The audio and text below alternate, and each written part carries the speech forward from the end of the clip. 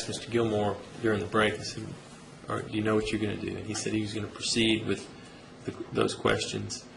And then our discussion continued, and his position, at least that he conveyed to me, was that it didn't allow me to go into much detail about those assets. And I wasn't sure what he meant by that. And I wasn't sure. I don't want there to be a situation where he opens the door and then we have another issue on it. So I was hoping to get some more clarification on the record as to how far I can go, and if I can't go all the way as I discussed yesterday. Your Honor, all I meant by what I said to Mr. Freeman was that I understand the court's ruling. As I understand it, the situation is this. I can ask about the loan. Mr. Freeman can go into where that came from, which would be the sale of homes, and can even say that that was because of the accident. I think that's the court's ruling. What I'm having a problem with is if Mr. Freeman intends to go further and talk about other assets like boats and cars and things that aren't relevant to this loan.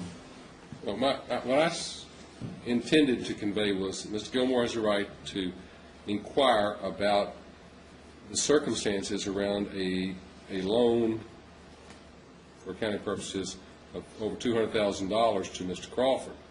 And it is appropriate for him to argue that may be considered as income, as opposed to the representation made by this witness that there was a loss that year. You then would be free, Mr. Freeman, to explain how that loan was funded. Now, if it's funded by the sale of the house, and that's it, that's how it was funded. If it was funded by the sale of house, cars, golf clubs, whatever else the corporation may have owned for Mr. Crawford, or have this, since these things merge together, it's a little murky, and that's why it's difficult. But I don't know, I do not know what was sold to fund it. I'm standing on your representation that assets were sold in order to fund the loan, and you can simply explain this is what's happened. You know, we sold these assets, and therefore that's where the money came from. It wasn't because he was out there drawing architectural designs and doing his work, because he can't do that. But the money came from them selling these other assets. It does not open the door for you to come up and say, and what else had to happen? You know, well, I also had to sell my car, or I had to sell this. Things that didn't go into funding the loan. No, you cannot go into that. But you can go into anything that was related to funding this loan. But for the, can I ask him, but for the accident, would you have sold these assets and made them and That's an appropriate question. I'll let you do that. Okay. All right. You ready to proceed? Yes. All right. Spend the jury, please.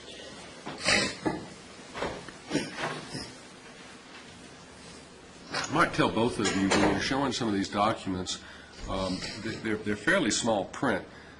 It works better to not have a margin. Fill that screen up from end to end with the text so that people can see it a little bit better.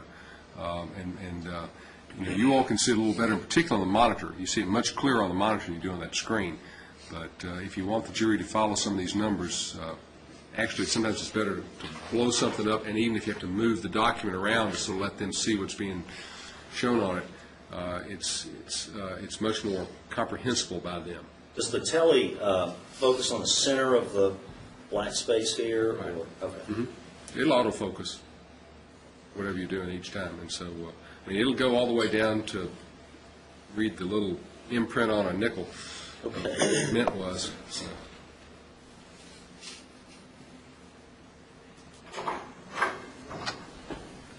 Stand up, jury, please.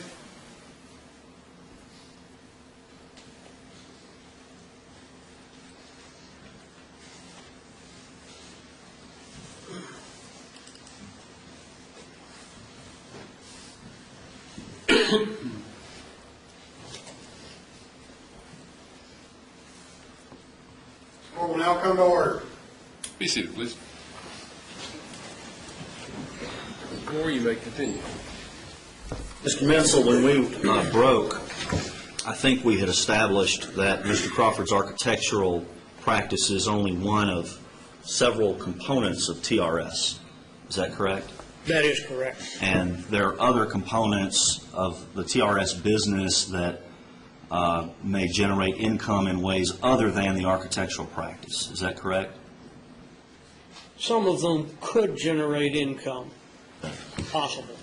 Now, we were looking at the 2003 tax return, and I think we had seen that for that year, and it is 2003, that in line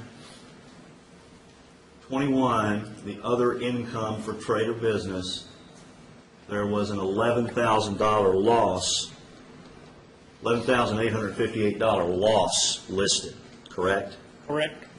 And also, down at the bottom of this page of the corporate tax return, there appears to be a signature by Mr. Crawford, correct? I cannot verify that signature, but it appears to be Mr. Crawford. Okay.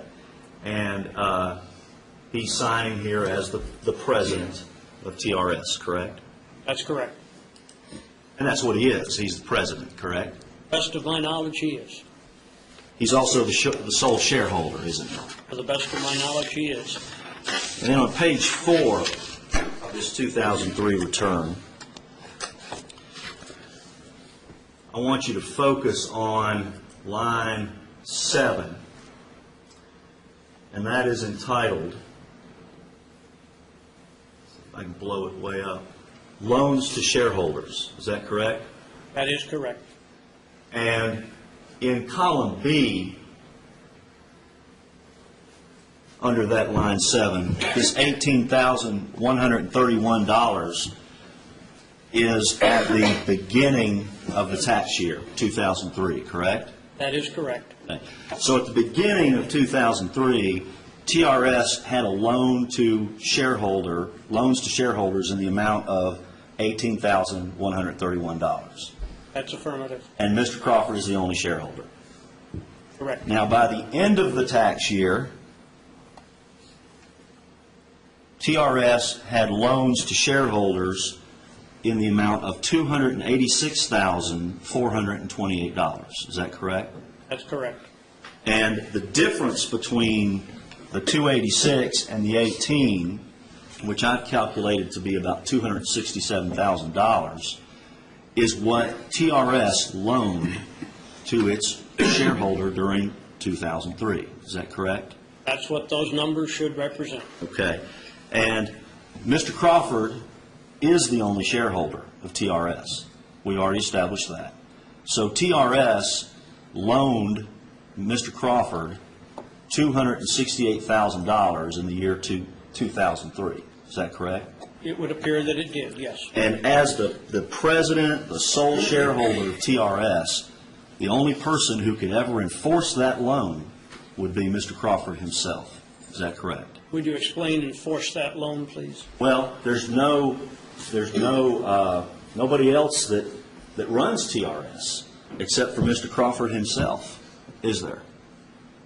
Nobody else runs TRS, but I still don't know what your definition of enforce is. Well, if Mr. Crawford didn't pay that loan back, the $268,000 to TRS, then there's nobody else except Mr. Crawford who would demand that payment. That is correct. Nobody else could make him if that's That's what I'm saying. enforcement. Yes, that's correct.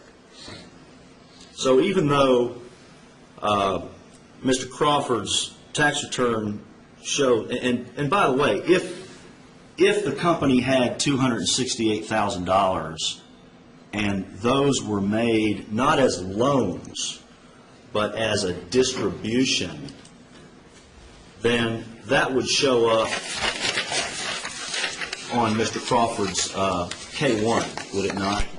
It would show up on the K-1 as a distribution.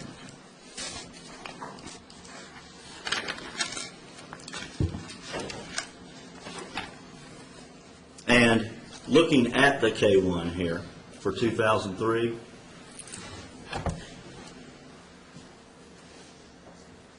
actually, this page here, page 2, line 21, let's see if I can get that in the picture. or line 20, I'm sorry. That's what we were looking at on the other tax returns for property, including cash distributions to Mr. Crawford for 2000, 2001, 2002. Is that correct? This is the same line on the K-1. And on this K-1 for 2003, it's a 0. That's correct. I don't have anything further, Your Honor, except to move in the 2003 corporate return as the next exhibit and the K-1 as next in line after that. Be received as number 17, number 18.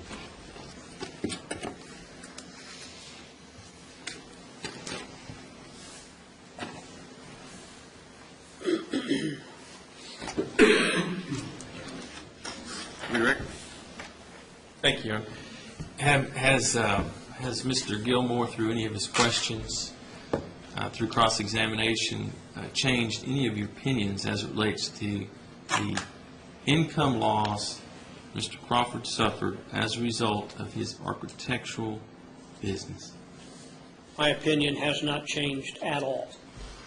Now, there's been some discussion, and Your Honor, when you finish marking that, I'd like to have those last exhibits, please.